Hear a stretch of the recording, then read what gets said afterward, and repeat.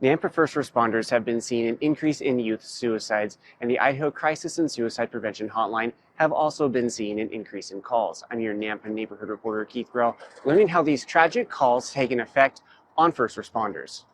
Yeah, we have seen some very recent uptick.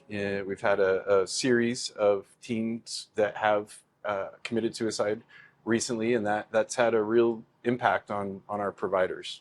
A first responder peer support program in the Treasure Valley actively works to support the men and women responding to difficult calls, responding to Nampa children and teens who have died by suicide, recently as young as third grade. And sometimes when your bucket's full, you're not okay. First responders aren't the only ones seeing an increase in calls. Since the introduction of 988, the nationwide crisis and suicide hotline, Idaho Center has answered over 2,000 calls and texts each month. When our call volume goes up, we actually see that as a good thing because it means that Idahoans are reaching out for help, and that's important.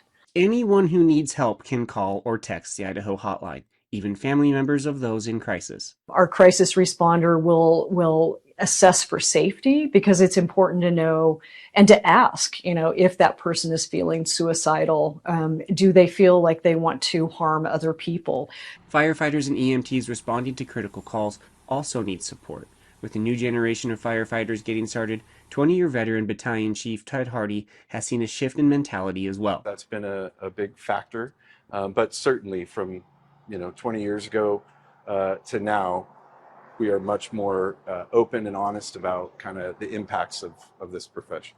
And if you or even a family member is in crisis, you can always call 988. It is open 24/7. From Nampa Fire Station 1, I'm your Nampa neighborhood reporter, Keith Burrell, for Idaho News 6.